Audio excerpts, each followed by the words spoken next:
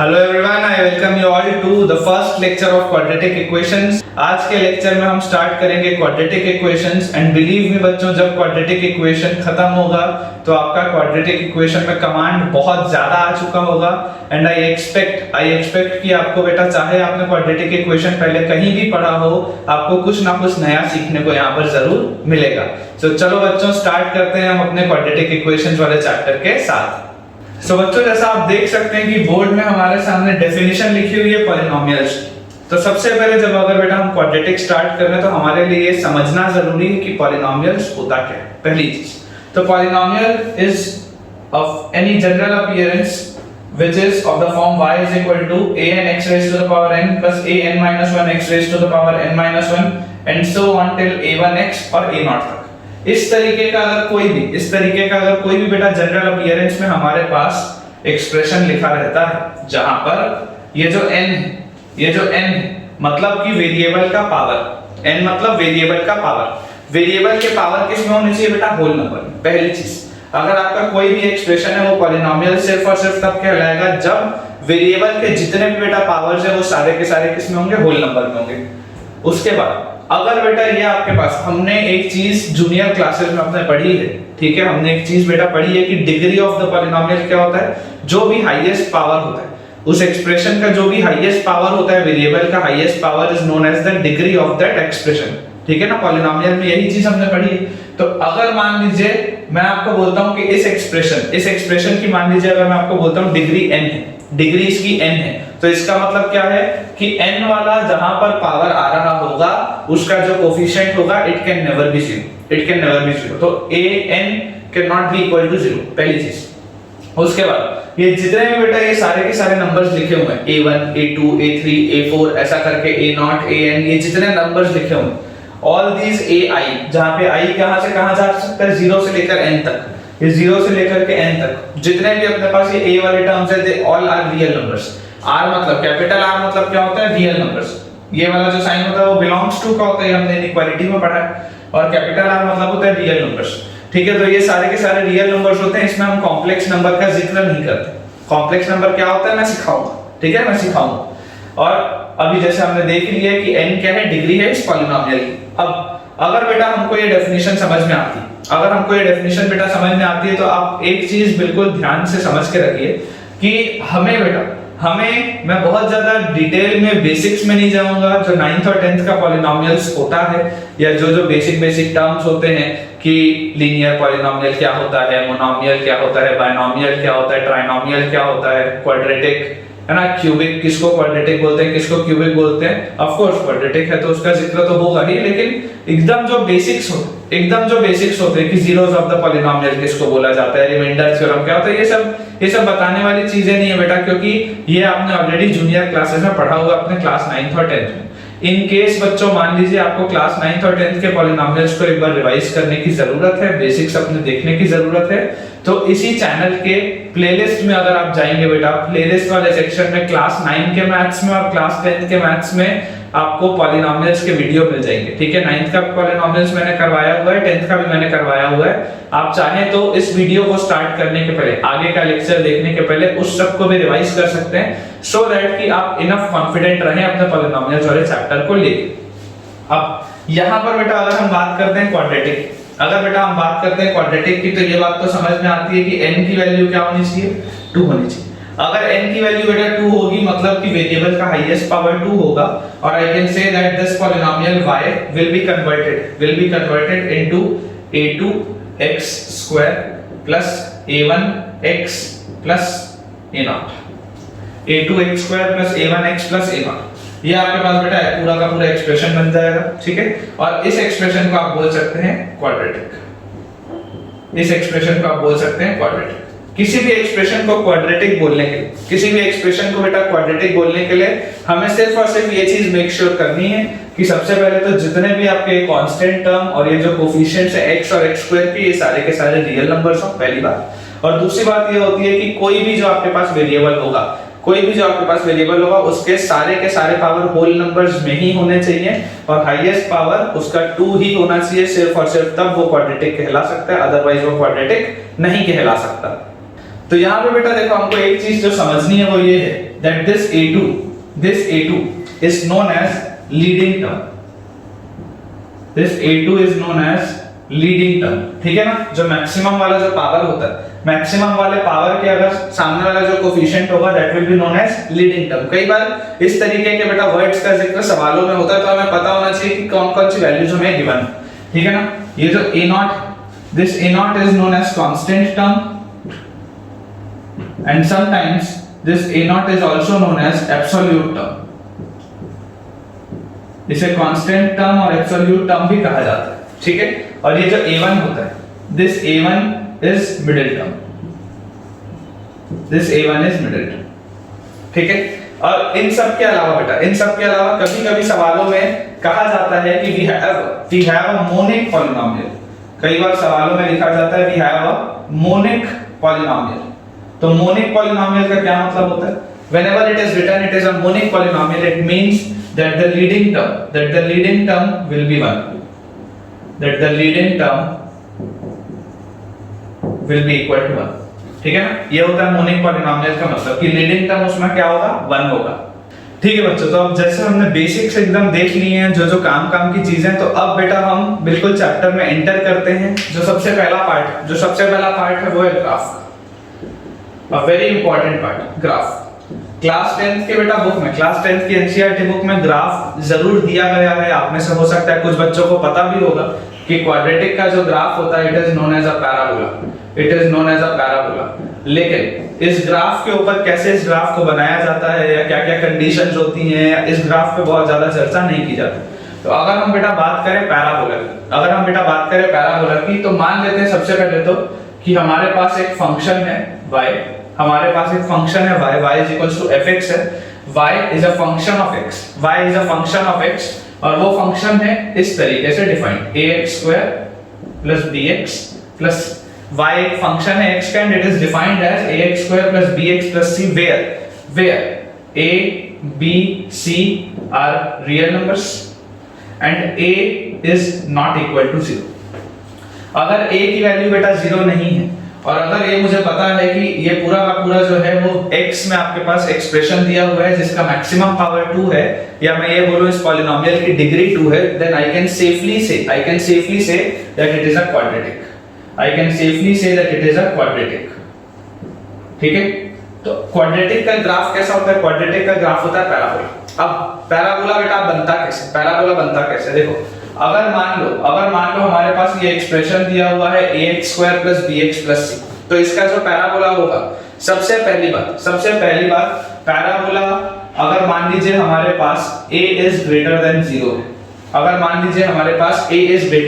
है, अगर आपको कहा जाता है कि जो लीडिंग टर्म है वो 0 से बड़ा है, कोफिशिएंट ऑफ x² जो है वो 0 से बड़ा है, तो parabola will be of the form this. ये हो सकता है आप में से कुछ बच्चों को पता भी हो, ठीक है ना। आपको बेटा मैं एक चीज बता दूं कि क्वाड्रेटिक में मैक्सिमम टाइम्स क्या होता है, y is equals to x² वाला फॉर्म होता है जिसमें पैराबोला इस तरीके से आपको बनता हुआ दिखता है। और जब बेटा हम कोनिक सेक्शन पढ़ेंगे उसमें जो आपको जनरल बोला जाएगा parabola, it will be of the form y² is equal to 4ax, वो इस तरीके का क्वाड्रेटिक आपको बोला जाएगा।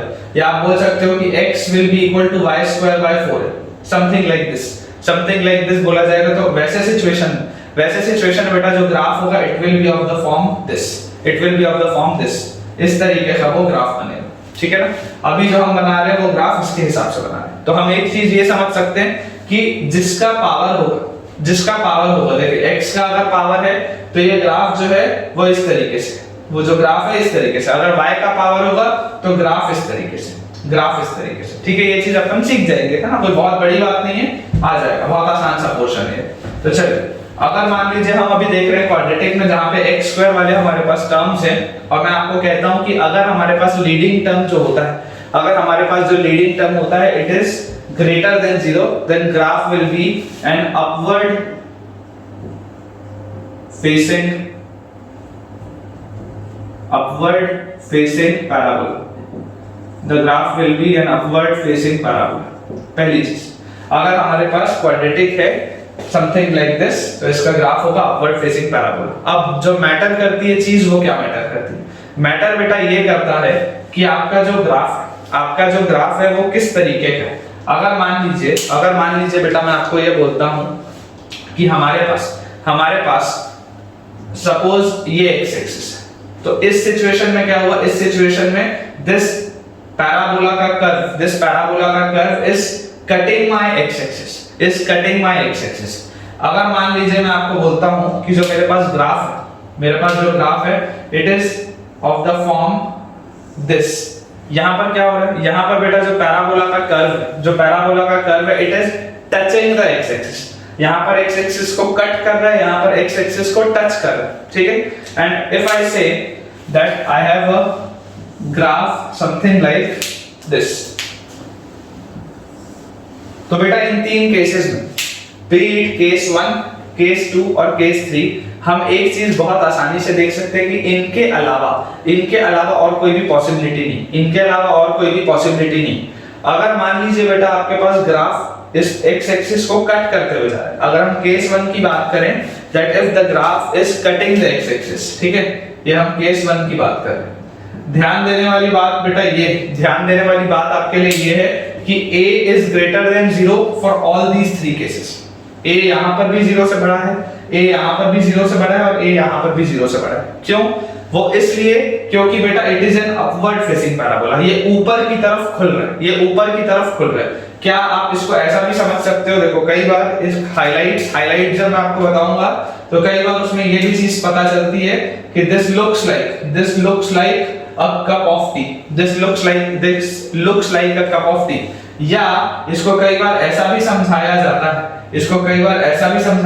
that it looks similar to the union symbol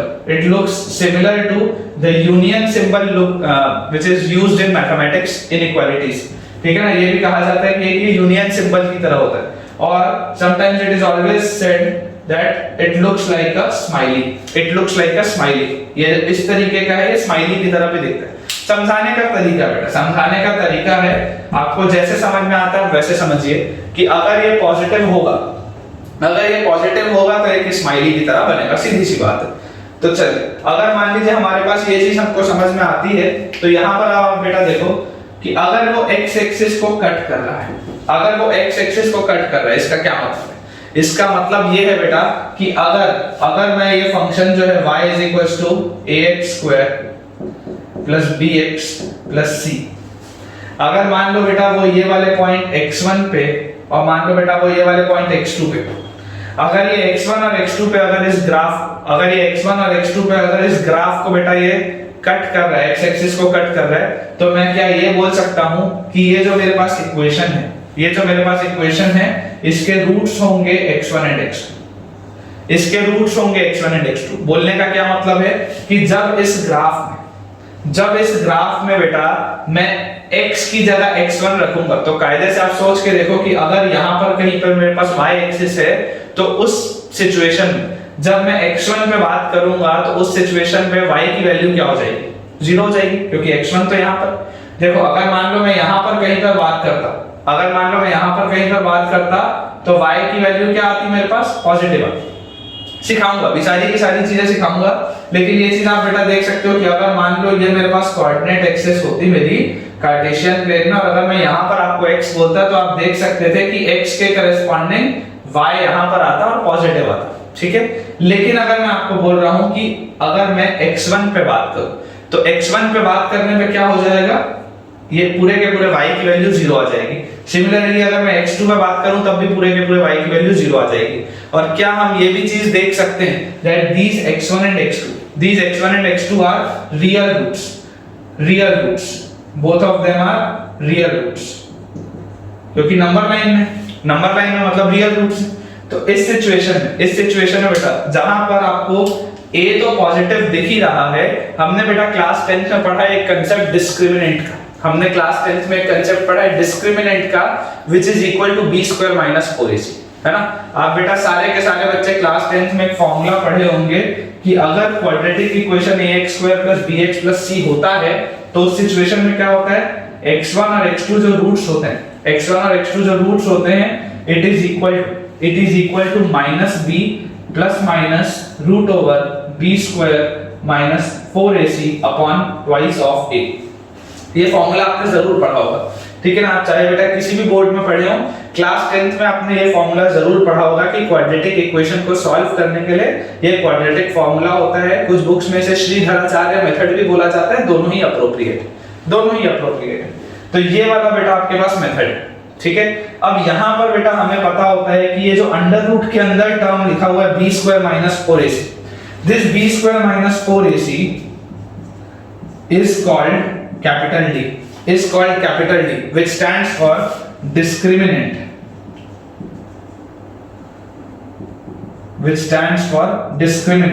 discriminant मतलब क्या होता है बेटा? discriminant मतलब होता है जो डिस्क्रिमिनेशन कर रहा है, जो ये चीज आइडेंटिफाई कर रहा है कि रूट कैसा होगा, जो ये चीज डिटरमाइन कर रहा है कि जो रूट है वो कैसा होगा। जो आपने नेचर ऑफ रूट्स नाम के टॉपिक में पढ़ा होगा क्लास 10th में कि रूट्स किस तरीके के होंगे, it will be determined by this discriminant. कि अगर बेटा b स्क्वायर माइनस 4ac की वैल्यू पॉजिटिव होती है, then you have two real roots, ये वाली चीज आपने पढ़ी होगी। तो उस लॉजिक से बच्चों अगर हम यहाँ पर देखें तो आप ये चीज देख सकते हैं बहुत आसानी से कि क्योंकि ये दोनों अलग अलग roots, two real and distinct roots, तो इसके लिए बेटा जो डिस्क्रिमिनेंट होगा it must be greater than 0। इसके लिए बेटा जो डिस्क्रिमिनेंट होगा that must be greater than 0। ये बात तो आती है समझ में। अब इसमें बेटा अगर हम एक चीज का और जिक्र करें तो आप ये देखिए कि अगर मेरा x जो है it belongs to open bracket x1, x2। इसका मतलब आप समझते हैं, आपने इनइक्वालिटीज में पढ़ा है कि अगर मैं लिखता हूं x belongs to open bracket x1 से x2, तो उस सिचुएशन में बेटा जो ग्राफ होगा y का वो क्या होगा। अगर y की मैं इसमें बात करूं तो आप सोच के देखो कि यहाँ पर जब मैं x1 से आगे बढ़ता हूं और x2 के पहले की मैं बात करता हूं, तो जितना भी मेरे पास y आएगा that will always be negative. सोच के देखो, इन सारे के सारे x के, ये जितने x की वैल्यूज हैं x1 और x2 के बीच में, हर किसी के लिए देखो बेटा जो y इज लेस देन 0, ठीक है। ये पहली चीज हम इस ग्राफ से देख सकते हैं। इसके अलावा बोलो, और हम इसमें से बेटा क्या देख सकते हैं कि अगर बेटा मेरा x belongs to minus infinity से x1 ओपन ब्रैकेट और x2 ओपन ब्रैकेट से लेके इंफिनिटी, क्या बोला मैंने? If x belongs to minus infinity से x1 ओपन ब्रैकेट और ओपन ब्रैकेट x2 से लेकर के infinity, then y will always be positive. देखो आपका हमेशा उनमें जो y होगा इट विल बी पॉजिटिव, हमेशा बेटा जो y होगा इट विल बी पॉजिटिव। सोचने और समझने वाली बात क्या है बेटा? समझने वाली बात सिंपल सी है कि ये जो बेटा ग्राफ आपके पास इस तरीके का बन गया पैराबोला, अब ये पैराबोला घूमेगा नहीं वापस, ये पैराबोला बढ़ेगा, है ना। ये पैराबोला बढ़ेगा और वाइड होता जाएगा, ये बात आपको समझनी है। तो इट कैन नेवर, अगर एक बार मान लो अगर ये मेरी x एक्सिस थी और अगर एक बार ये ग्राफ इस तरीके से कट चुका है, तो अब ये जो ग्राफ है it can never cross the x axis again. अब वो इसी तरीके से बढ़ेगा, तो आप माइनस इंफिनिटी तक जब जाओगे, जब आप x की वैल्यू माइनस इंफिनिटी तक जाओगे, तब आपका ग्राफ कैसा जाएगा? आपका ग्राफ पॉजिटिव इंफिनिटी की तरफ जाता जाएगा। सोच के देखो, जब आप x की वैल्यू माइनस इंफिनिटी तक जाओगे तो ये आपका ग्राफ किधर जाएगा? ये ग्राफ अगर ऐसे ऊपर बढ़ते जा रहा है तो it goes towards positive infinity. वैसे ही अगर मैं x की वैल्यू पॉजिटिव इंफिनिटी की तरफ जाऊंगा, तो ये ग्राफ कहां जाएगा? ये ग्राफ पॉजिटिव इंफिनिटी की तरफ जाएगा। ये बात भी आपको बेटा समझ के रखनी है इसमें से, ठीक है। इसके बाद अगर बेटा हम बात करते हैं केस 2 की, तो केस 2 के सिचुएशन में क्या हो रहा है? केस 2 के सिचुएशन में बेटा मैं ये देख पा रहा हूं that the graph parabola is touching the x axis, it is not cutting the x axis, it is touching the x axis। तो अगर बेटा वो उसको टच कर रहा है तो इसका क्या मतलब है? इसका मतलब ये है कि ये जो दोनों रूट्स थे वो धीरे धीरे पास आके आप कोइंसाइड कर चुके। बोथ द रूट्स आर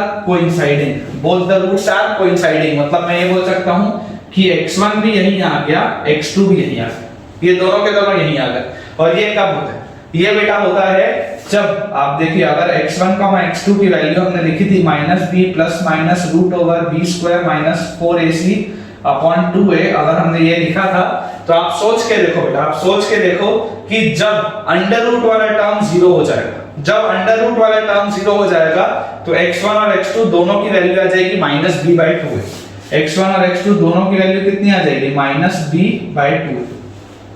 ठीक है, और जैसे बेटा ये दोनों की वैल्यू आ जाएगी तो अंडर रूट आप में यहाँ पे 0 हो रहा है। अंडर रूट के अंदर वाली चीज को क्या बोलते हैं? Discriminant. So I can safely say that discriminant should be equal to 0 if the quadratic equation has equal roots. If the quadratic equation has equal roots, then the discriminant must be equal to 0. जैसे अगर मान लीजिए हम example ले लेते हैं y is equals to x minus 1 का whole square, y is equals to x minus 1 का होल स्क्वायर।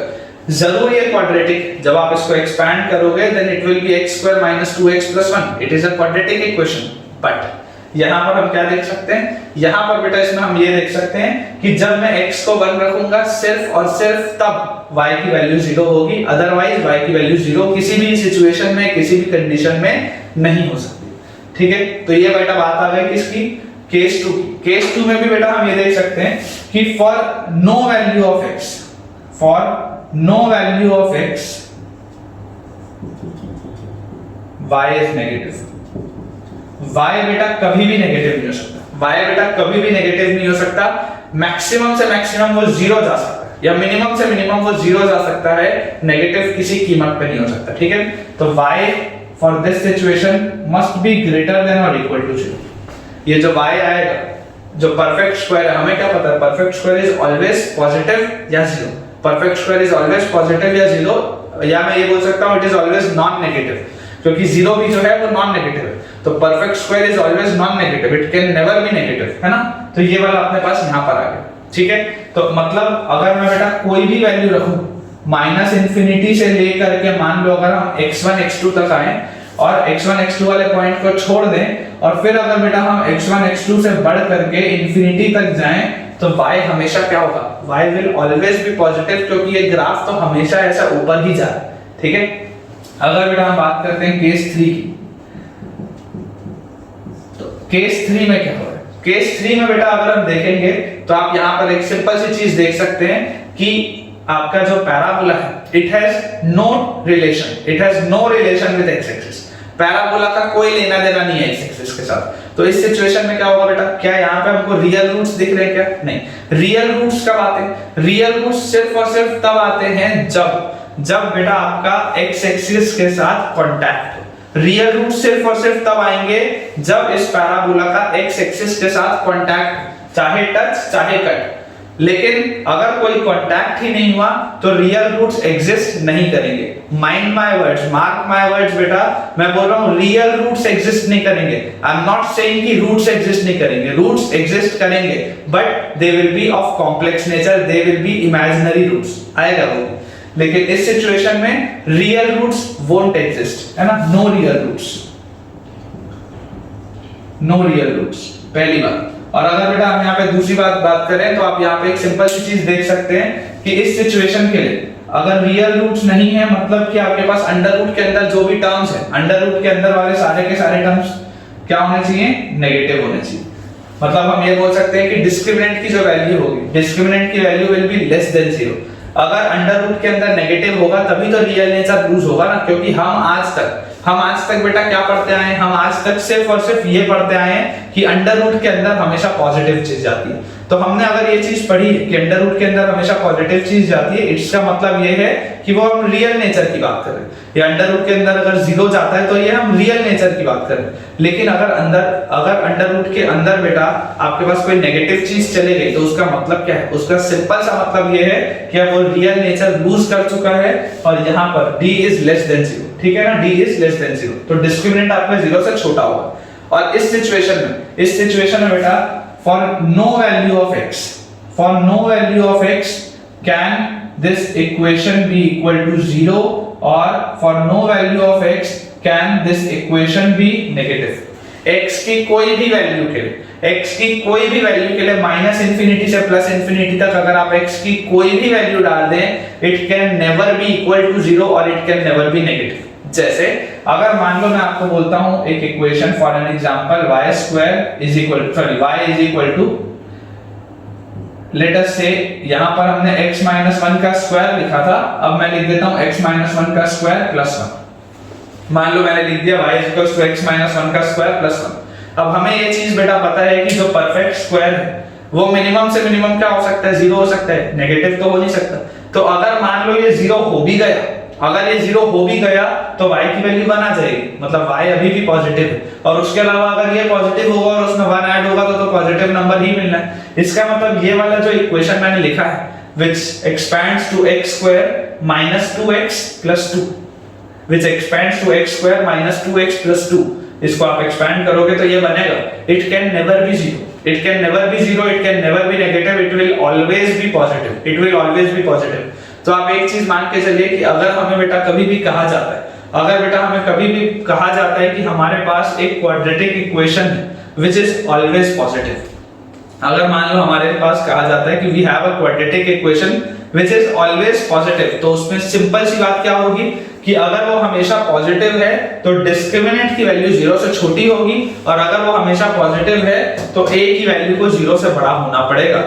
आपको ये बेटा चीज सिंपल सी याद रखनी है कि a is greater than 0 here also, a is greater than 0 here also and a is greater than 0 here also, है ना। इस सिचुएशन में d नेगेटिव है, a पॉजिटिव ही है। इस सिचुएशन में d 0 है, a पॉजिटिव ही है। इस सिचुएशन में d 0 से बड़ा है और a भी 0 से बड़ा है। ये बेटा पूरा का पूरा हमने ग्राफ पढ़ा है, मैंने आपको समझाने की कोशिश की है। जरूर अगर आपको बेटा इसमें से कोई भी डाउट आता है, अगर आपको बेटा इसमें से कोई भी डाउट आता है तो आप लोग वीडियो पॉज कर सकते हैं, चाहे तो रिवाइंड करके एक बार वापस देख लीजिए, अदरवाइज आप कमेंट में से पूछ लीजिए। ठीक है बच्चों, तो देखो जो मैं आपको अभी समझाने की कोशिश कर रहा था, जो मैंने आपको 3 ग्राफ बनाए थे, ठीक है ना, बताए थे, इसमें आप देखिए अगर मान लो मेरे पास एक इक्वेशन है y is equals to x square minus 5x plus 4, एक रिलेशन ये है x square minus 5x plus 4। एक हम इक्वेशन लिख लेते हैं y is equals to x square minus 4x plus 4, ठीक है, ये मेरे पास हो गया दूसरा रिलेशन। और अगर बेटा मैं तीसरे रिलेशन की बात करूं कि y is equals to x square minus 3x plus 4, यहां पर मेरे पास है x square minus 5x plus 4, यहां पर है मेरे पास x square minus 4x plus 4 और यहां पर है बेटा मेरे पास x square minus 3x plus 4, ठीक है। अब इन तीनों में बेटा सिर्फ और सिर्फ ये बीच वाले x के कोफिशिएंट का अंतर है और ग्राफ तीनों का अलग हो जाएगा, ग्राफ तीनों का अलग हो जाएगा। ध्यान से देखो, यहां पर अगर मान लो हम इसको थोड़ा सा सिंपलीफाई करें, x square minus 5x plus 4 आपने बेटा अपने प्रीवियस नॉलेज से जानते हो कि इस क्वाड्रेटिक को हम स्प्लिटिंग द मिडिल टर्म से सॉल्व कर सकते हैं, है ना। तो यहाँ पे आ जाएगा x square minus 4x minus x plus 4, और I can say this as x square sorry x into x minus 4 minus 1 into x minus 4, और it can be written as x minus 4 times x minus 1। ये चीज हम लिख सकते हैं, ये चीज हम लिख सकते हैं। अब इससे बेटा मुझे क्या पता चला, इससे बेटा मुझको ये चीज पता चलती है, इससे बेटा मुझको ये चीज पता चलती है कि ये जो क्वाड्रेटिक है इसके दो रूट्स हैं, इसके दो रूट्स हैं which are 1 and 4, इसके दो रूट्स हैं which are 1 and 4। इसका क्या मतलब, इसका बेटा मतलब ये है कि अगर मैं x एक्सिस बनाता हूं, अगर मैं x एक्सिस बनाता हूं, अगर इसको हम बना ले y एक्सिस, तो x एक्सिस और y एक्सिस बनाने के बाद, x एक्सिस और y एक्सिस बेटा बनाने के बाद जब हम इसका ग्राफ प्लॉट करेंगे, जब हम इसका ग्राफ प्लॉट करेंगे तो देखो ये बात तो समझ में आती है कि x स्क्वायर का कोफिशिएंट क्या है, x स्क्वायर का कोफिशिएंट है 1 और 1 इज अ पॉजिटिव नंबर, तो इसका ग्राफ क्या होगा, it will be an upward facing parabola, है ना, माउथ ओपनिंग अपवर्ड्स पैराबोला, ऊपर की तरफ खुलेगा, पैराबोला ऊपर की तरफ खुलेगा। तो यहां से हम बोल सकते हैं कि इसका ग्राफ पैराबोला बनेगा तो ऊपर से। और क्योंकि बेटा इसके दो रूट्स आ रहे हैं 1 और 4, क्योंकि बेटा इसके दो रूट्स आ रहे हैं 1 और 4, सो आई कैन से दैट कि अगर मान लेते हैं ये पॉइंट 1 है, ये पॉइंट 2 है, ये पॉइंट 3 है, ये पॉइंट 4 है, तो इसका जो ग्राफ होगा, इसका जो ग्राफ होगा it will be something of this form, it will be something of this form, ऐसा। कुछ इस तरीके का ग्राफ होगा ना। एक्यूरेट तो नहीं होगा बेटा, क्योंकि मैं स्केल वेल से तो बना नहीं रहा हूँ, एक्यूरेट नहीं होगा, लेकिन कुछ इस तरीके का होगा। अब इसमें देखो x इज इक्वल टू 1 पे और x इज इक्वल टू 4 पे, अगर इस इक्वेशन में मान लो x इज इक्वल टू 1 डालूंगा तो ये पूरा का पूरा इक्वेशन 0 हो जाएगा, मतलब x इज इक्वल टू 1 पे 0 आ रहा है। अगर मैं इसमें x इज इक्वल टू 4 डालूंगा तो x इज इक्वल टू 4 पे भी ये क्या आ रहा है, 0 आ रहा है। अब इसके बाद बेटा अगर हम बात करते हैं कि देखो, अगर हम मान लेते हैं बेटा 4 से कोई भी एक बड़ी वैल्यू मान लो, 5 मान लो या 6 मान लो, ठीक है। अगर तुम इसमें मान लो 5 डालते हो, अगर तुम इसमें 5 डालते हो तो ग्राफ से आई कैन इजीली सी कि 5 डालने पे मुझे पॉजिटिव वैल्यू मिलनी चाहिए, क्योंकि 4 से जितना भी मैं बड़ा नंबर ले लूं, चाहे मैं 4.000001 भी लूं, then also this graph will be positive। तो देखो अगर मान लो हम 5 रख के देखें तो यहाँ पर बेटा अगर हम 5 रखेंगे तो पूरा कितना आ जाएगा, 5 स्क्वायर इज 25 माइनस 25 प्लस 4, ये चीज आएगी। जैसे आप 5 रखोगे तो ये 25 माइनस 25 कट गया, तो y की वैल्यू कितनी आ गई, y की वैल्यू आ गई 4, which is a positive number, जो मुझको यहाँ से दिखाई भी देता है कि हाँ भाई पॉजिटिव आएगा। सिमिलरली मुझे बेटा क्या दिखता है कि अगर मैं 1 और 2 के बीच, सॉरी 1 और 4 के बीच में अगर मैं कुछ भी पुट करूं, अगर मैं इस 1 और 4 के बीच में कुछ भी पुट करूं तो कायदे से ग्राफ की वैल्यू क्या आनी चाहिए, नेगेटिव आनी चाहिए। चलो हम मान लेते हैं बेटा हम x इज इक्वल टू 2 और 3 दोनों इसके बीच में था, अगर मैं x इज इक्वल टू 2 यहां पर पुट करता हूं तो x is equal to 2 put करने में बताओ क्या आ जाएगा, y की वैल्यू यहां पे जो हमने बेटा किया था y की वैल्यू आ जाएगी, अगर मैं यहां पे 2 रखूंगा तो 2 का square 4 minus 2 into 5 is 10 plus 4, तो 4 और 4 आ गया 8 और माइनस 10 is -2। y की वैल्यू मेरे पास कितनी आ गई, नेगेटिव। y की वैल्यू मेरे पास कितनी आ गई, नेगेटिव, जो यहां से भी दिखाई देता है कि हां भाई y की वैल्यू नेगेटिव आनी चाहिए। इसका मतलब 1 से 4 के बीच में, ओपन ब्रैकेट 1 से 4 के बीच में मैं कुछ भी बेटा पुट कर दूं, मैं बेटा कुछ भी पुट कर दूं, वो हमेशा क्या आएगा, it will always be negative. और अगर बेटा मैं 1 से छोटा कुछ भी रखूं, अगर मैं 1 से छोटा कुछ भी रखूंगा तो वो हमेशा क्या आना चाहिए, 1 से छोटा कुछ भी रखने पे बेटा it should always be positive. जैसे अगर मान लेते हैं हम -1 पुट करें, अगर मान लेते हैं हम -1 बेटा पुट करें तो आप यहाँ पर देखिए कि -1 रखने पे y will be equal to -1 का स्क्वायर इज 1, फिर -1 into -5 इज +5 और +4, इसकी वैल्यू कितनी आ गई, इसकी वैल्यू आ गई 10, इसकी वैल्यू आ गई 10। तो क्या हमारा जो पूरा का पूरा बेटा इसमें एनालिसिस वो आपको समझ में आ रहा होगा कि किस तरीके से बेटा एक क्वाड्रेटिक को समझा जाता है ना। आपको क्वाड्रेटिक को फील करना पड़ेगा तब आपका कमांड आएगा, क्योंकि अगर आपको क्वाड्रेटिक अच्छे से आता होगा तो जब आप फंक्शंस वाला चैप्टर पढ़ोगे उसमें आपको आसानी जाएगी। और कई बार बेटा क्वाड्रेटिक जब बच्चों को कमजोर रह जाता है ना, तो जितने भी अलजेब्रिक आपके होते हैं चैप्टर्स पूरे के पूरे मैथ्स में 11th 12th में, उसमें बच्चा फंसता ही फंसता है, कहीं ना कहीं आप अटक जाओगे। और अगर आपको क्वाड्रेटिक समझ में आया, मतलब अगर आपको पैराबोलिक ग्राफ समझ में आया और ग्राफ्स की एक बार आपको फील आ गई, तो फिर पूरे के पूरे मैथ्स को बेटा सॉल्व करना बेहद आसान हो जाएगा, क्योंकि हर सवाल को बेटा एक हद तक ग्राफिकली भी एनालाइज किया जा सकता है, सोचा जा सकता है। तो जब हम वो सोचना सीख जाएंगे तभी हमारा कमांड मैथ्स में आ पाएगा। तो यहाँ से बेटा इसका एनालिसिस हो गया। तो यहाँ से बताओ हाइलाइट्स में अगर इस ग्राफ के लिए बोलूं तो मैं क्या क्या बोल सकता हूँ। First of all coefficient of x square, coefficient of x square मेरे पास 1 है, 1 which is greater than 0। Coefficient of x square मेरे पास 1 है which is greater than 0। अगर बेटा मैं बोलता हूं x belongs to -infinity से 1 union 4 से infinity। if x belongs to -infinity से लेकर के 1 union 4 से infinity, तो इस सिचुएशन में y will always be greater than 0, y will always be greater than 0। अगर हम बोलते हैं x is equal to 1, 4, अगर हम x की वैल्यू डाल देते हैं 1 और 4, तो 1 और 4 डालने पर y will be equal to 0, y will be equal to 0। and if I say x belongs to open bracket 1 से 4, अगर x belongs to open bracket 1 से 4, तो इस सिचुएशन में y will be less than 0, इस सिचुएशन में y will be less than 0। I believe आपको ये बढ़िया से समझ में आया होगा। अब इसके बाद बेटा अगर हम बात करें अपने सेकंड वाले ग्राफ की, तो सेकंड वाले बेटा देखो ग्राफ में क्या हो रहा है।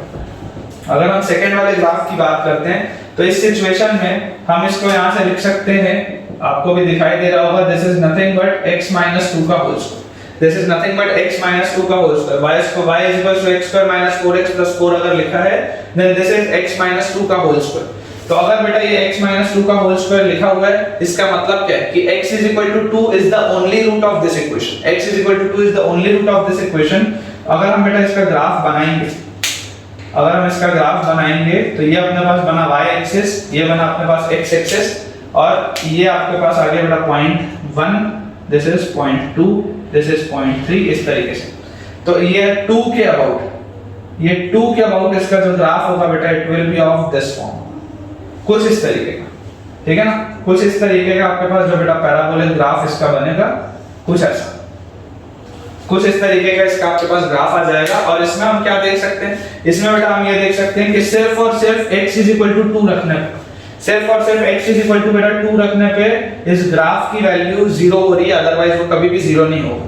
तो जैसे अगर मान लो मैं यहाँ पर x की वैल्यू 3 रख दूं, अगर मान लो मैं x की वैल्यू 3 रख दूं, तो आप देखो 3 स्क्वायर कितना होता है 9 माइनस 3 into 4 12 plus 4, तो 9 और 4 13 minus 12, इसकी वैल्यू आ गई 1 which is a positive number। अगर बेटा आप 2.000001 भी रखोगे ना तब भी पॉजिटिव आएगा, क्यों? क्योंकि उसका होल स्क्वायर है ना। इसका आप देखो, इसके अंदर आप जैसे रखोगे तो हमेशा ही क्या आएगा, पॉजिटिव आएगा। अगर आप 2 से छोटा नंबर भी रखते हो, मान लो आप 1.999999 भी रखते हो, देन आल्सो उसमें से आप 2 से माइनस करोगे और फिर उसका स्क्वायर करोगे तो क्या हो जाएगा, पॉजिटिव हो जाएगा। इसका मतलब क्या है, इसका मतलब ये है that this graph is always non-negative, this graph is always non-negative। Minimum से मिनिमम ये ग्राफ की वैल्यू सिर्फ और सिर्फ 0 हो सकती है, और वो भी कहां पर, इस ग्राफ की वैल्यू 0 हो सकती है वो भी सिर्फ और सिर्फ 2 पर। तो यहाँ पर हम क्लियरली बेटा लिख सकते हैं कि कोफिशिएंट ऑफ x स्क्वायर, तो यहाँ पर भी पॉजिटिव है, मैं वापस से लिख नहीं रहा हूँ। if x belongs to अगर हम मान लो लिखते हैं कि x की वैल्यू जो है it belongs to minus infinity से open bracket two union open bracket 2 से लेकर के इंफिनिटी, मतलब पूरे के पूरे बेटा x एक्सिस से मैंने सिर्फ और सिर्फ एक 2 वाला पॉइंट है जो छोड़ा है, तो वैसे में y will be always greater than 0। और अगर हम x की वैल्यू 2 रख देते हैं then y will be equal to 0। अगर हम x की वैल्यू 2 रख देते हैं then y will be equal to 0। अब अगर हमको ये वाली भी चीज समझ में आ चुकी है तो अब हम लास्ट वाले बेटा केस को देखते हैं। लास्ट वाले केस में आप देखिए हमारे पास y इज इक्वल टू लिखा हुआ है x square minus 3x plus 4। अब इस सिचुएशन में बेटा आप सोच के देखो कि इसका जो डिस्क्रिमिनेंट होगा that is b square minus 4ac। तो b स्क्वायर मतलब क्या आएगा, माइनस 3 का स्क्वायर है ना। ओरिजिनल इक्वेशन हमेशा हम क्या मानते हैं, ax square plus bx plus c, this is always my original equation. तो अगर हम कंपेयर करेंगे तो b की वैल्यू कितनी आएगी, -3, तो b स्क्वायर माइनस 4a और उसके बाद c की जगह पे 4। तो यहां पर देखिए कितना आ गया अपने पास 9 minus 16 which comes out to be -7 which is less than 0। अगर डिस्क्रिमिनेंट की वैल्यू 0 से छोटी, अगर बेटा डिस्क्रिमिनेंट की वैल्यू 0 से छोटी है और अगर आपके पास जो कोफिशिएंट ऑफ x स्क्वायर है व्हिच इज 1, अगर वो आपके पास 0 से बड़ा है तो graph will always B greater than 0। Graph will always B greater than 0। आपका जो फंक्शन होगा वो हमेशा क्या होगा, पॉजिटिव होगा। तो अगर हम इसका ग्राफ बनाएं तो it will be of this form, it will be of this form. इसका मतलब क्या है, इसका मतलब ये है that for no value of x, अगर आप x को कुछ भी रख लें, x belongs to minus infinity से इंफिनिटी या x belongs to complete real number set, आप कुछ भी इसमें रख लोगे, हमेशा हमेशा आपके पास जो y होगा वो क्या होगा, y will always B greater than 0। y की वैल्यू कभी भी नेगेटिव नहीं हो सकती, y की वैल्यू कभी भी 0 नहीं हो सकती। अगर मान लो आप पॉइंट्स रख के देख भी लो, अगर आप पॉइंट्स रख के देख भी लो तो देखो जब आप x की वैल्यू बेटा रखोगे 0, जब आप x की वैल्यू रखोगे 0 तो x की वैल्यू 0 रखने पे बोलो कितना आ जाएगा, y will be equal to 0 फिर 0 और प्लस 4। तो x की वैल्यू 0 रखने पे y की वैल्यू 4 आ जाती है। इसका मतलब ये वाला पॉइंट क्या होगा, ये वाला पॉइंट will be 4। आप अगर मान लो x की वैल्यू 1 रखते हो या 2 रखते हो या 3 रखते हो, आप बेटा जो भी वैल्यू रखो, आप बेटा जो भी वैल्यू रखो, अगर मान लो आप 1 रखते हो तो कितना आ जाएगा, 1 माइनस 3 प्लस 4। 1 माइनस 3 प्लस 4 कितना होता है, 5 minus 3, this is equal to 2। मतलब कि x की वैल्यू 1 रखने पे y की वैल्यू मेरे पास आ जाती है 2। आप कोई भी वैल्यू रखोगे वो हमेशा क्या आएगा, पॉजिटिव ही आएगा। तो ये अपने को बेटा समझना है इस पूरे के पूरे ग्राफ से। ठीक है बच्चों, तो देखो जैसे हमने a ग्रेटर देन 0 जब हमने केस लिया था वो हमने पूरा का पूरा डिस्कस कर लिया। For the equation y is equals to ax square plus bx plus c, अगर a पॉजिटिव होता है तो हमने पूरा का पूरा उसके जो तीनों केसेस थे वो काफी डिटेल में देख लिए। अब अगर मान लो a की वैल्यू 0 से छोटी है, अगर मान लो a की वैल्यू 0 से छोटी है, इस सिचुएशन में जो ग्राफ होंगे, इस सिचुएशन में जो ग्राफ होगा that will be of this form. इस सिचुएशन में जो ग्राफ होगा that will be of this form. बोलने का मतलब क्या बेटा, बोलने का मतलब है this is downward facing parabola. जैसे जो पिछला वाला था, पिछले वाले में क्या था, it was an upward facing parabola या माउथ ओपनिंग अपवर्ड्स पैराबोला, दोनों ही बोला जाता है। ये वाला क्या है, it is a downward facing parabola. This is a downward facing parabola, मतलब कि अगर a की वैल्यू पॉजिटिव होती, अगर coefficient of x square positive होता है तो ग्राफ इस तरीके का बनता है, अगर coefficient of x square negative होता है तो ग्राफ उसका उल्टा बनता है, ग्राफ उसका उल्टा बनता है। तो अब अगर मान लो a की वैल्यू 0 से छोटी, अगर a की वैल्यू 0 से छोटी है तो यहां पर भी तीन केसेस, यहां पर भी बेटा तीन केसेस कि अगर हमारे पास x एक्सिस ऐसी, अगर हमारे पास x एक्सिस ऐसी, तो ये वाला भी जो ग्राफ हमने बनाया, it cuts the x axis twice, it cuts the x axis twice. अगर हम इस तरीके से बना लें कि ये x एक्सिस है और हमारा जो ग्राफ है it is of the form this, touches the x axis. और अगर बेटा मैं ग्राफ आपके पास बना लूं इस तरीके से कि ये x एक्सिस है और हमारे पास जो ग्राफ है, हमारे पास जो ग्राफ है वो इस तरीके का, हमारे पास जो ग्राफ है वो इस तरीके का, no contact with x axis. Same वही केसेस हैं, बस इसमें a की वैल्यू नेगेटिव है। तो जैसा आपने बेटा अपन ने देखा ही है कि यहाँ पर अगर मान लीजिए हमारे पास दो जगह ये कट कर रहा है, और अगर मान लेता हूं मैं इसको दो रूट्स x1 और x2, अगर हम इसको दो रूट्स मान लेते हैं x1 और x2, तो इस सिचुएशन में बताओ बेटा मेरे पास क्या आ जाएगा। इस सिचुएशन में अगर मैं देखूंगा तो यहाँ पर इसका एक तो सबसे पहले जो रिलेशन होगा, इसका जो सबसे पहले रिलेशन होगा उसको हम मान लेते हैं कि माइनस टाइम्स ऑफ, जैसे पिछले वाले में मैंने माना था, मान लो इसको मैं मान लेता हूं minus times of x square minus 5x plus 4। मान लो ये अगर इक्वेशन, तो ये सिंपलीफाई होकर किस तरीके का आ जाता है, minus times of x minus 1 times x minus 4, यही आता है जैसे पिछले वाले केस में आया था। इसका जो ग्राफ होगा वो ऐसा होगा, जहां पे आप ये बोल सकते हो that x1 will be equal to 1 and x2 will be equal to 4। इसका ग्राफ इस तरीके का होगा। और इसमें अगर मान लो आप देखोगे तो देखो, अगर बेटा हम बोलते हैं कि x की वैल्यू जो है, अगर बेटा हम बोलते हैं कि x की वैल्यू आप ले आओ माइनस इंफिनिटी से लेकर के x1 तक, माइनस इंफिनिटी से लेकर के x1 तक यूनियन x2 से लेकर के इंफिनिटी तक। आप यहां माइनस इंफिनिटी से x1 आ जाओ और आप x2 से इंफिनिटी चले जाओ, हमेशा जो आपका ग्राफ होगा वो कैसा होगा, अगर ये आपके पास y एक्सिस है, the graph will always be negative, the graph will always be negative. जब मान लो आप माइनस इंफिनिटी से x1 में आ रहे हो और आप x2 से इंफिनिटी में जा रहे हो, तो आपके पास जो ग्राफ इसका आएगा, इसका graph will always be negative. और क्योंकि इसके दो रियल रूट्स हैं, तो ये बात तो समझ में आती है कि d की वैल्यू 0 से बड़ी होगी। क्योंकि इसके दो रियल रूट्स हैं तो ये बात तो समझ में आती है कि d की वैल्यू 0 से बड़ी होगी। और अगर बेटा आप इसमें यहां पर तो आपके पास समझ में आता है कि that y will be less than 0। अगर हम यहां पे बोलते हैं x belongs to open bracket x1 से x2, if x belongs to open bracket x1 से x2, तो इस सिचुएशन में मेरे पास जो y होगा this will be greater than 0। क्योंकि अगर x1 से आप x2 के बीच में जाओगे तो यहां पर जो आपके पास बेटा y है, यहां पर बेटा आपके पास जो y है it will be greater than 0। And if x is equal to x1, x2, तो क्लियर सी बात है कि y की वैल्यू क्या हो जाएगी, 0 हो जाएगी। अगर x1 और x2 के बराबर आया तो वो उसके रूट्स हो जाएंगे और y की वैल्यू जो हो जाएगी वो हो जाएगी 0। अब यहां पर बेटा आप एक सिंपल सी चीज सोच के देखिए, कि अगर मान लो हम इसे चेक करें कि भाई जो हम कर रहे हैं वो सही है भी या नहीं, तो x1 और x2 क्या है, 1 और 4, ठीक है ना। यहां पर अगर हम आपको बोलते हैं कि चलो अगर मान लो ये 1 है और अगर मान लो ये 4 है, ये रहा इक्वेशन तुम्हारे सामने लिखा हुआ।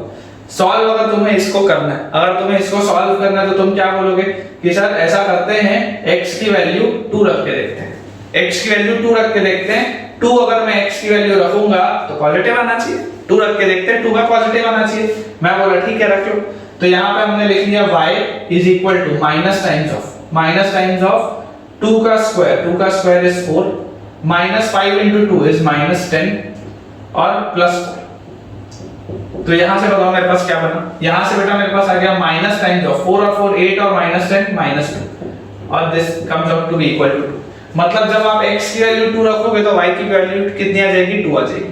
x की वैल्यू 2 रखने पे y की वैल्यू भी कितनी आ जाएगी, 2 आ जाएगी। अगर आप 4 से बड़ा कोई भी नंबर लोगे, अगर आप 4 से बड़ा कोई भी नंबर लोगे, it will always be negative. तो देखो जब आप 4 से बड़ा लेते हो, मान लो आप x की वैल्यू 5 ले लेते हो, तो y की वैल्यू बोलो कितनी आ जाएगी, x की वैल्यू आपने बेटा 5 रखी यहां पर, तो माइनस टाइम्स ऑफ 5 का स्क्वायर इज 25, फिर माइनस 5 into 5 इज 25 और फिर प्लस 4।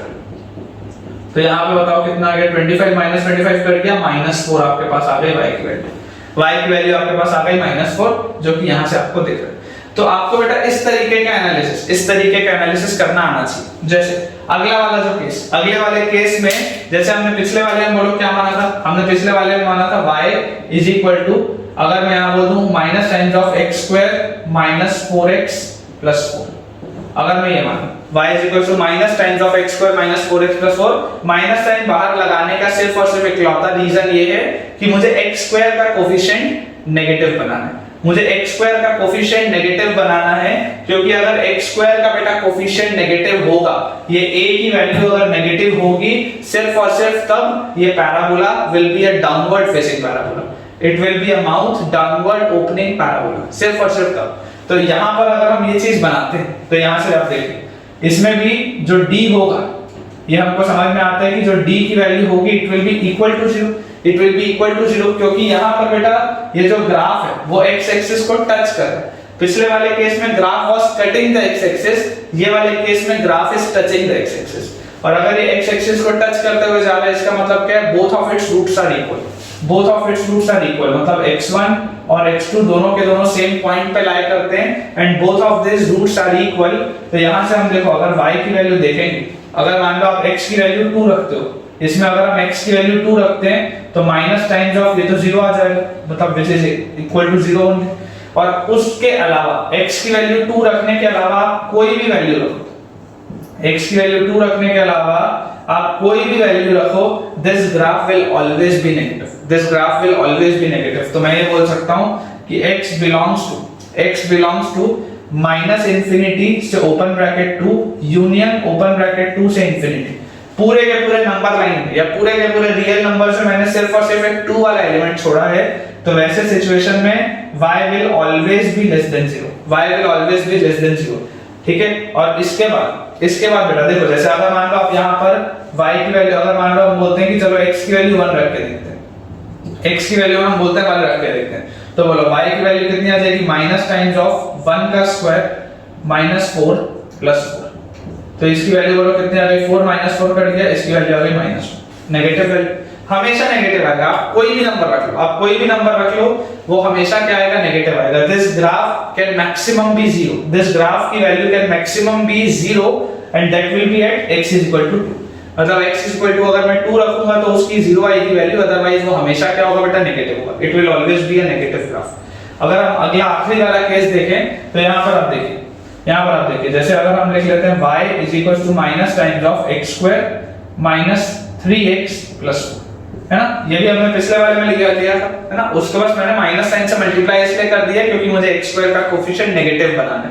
डिस्क्रिमिनेंट अभी भी बेटा जो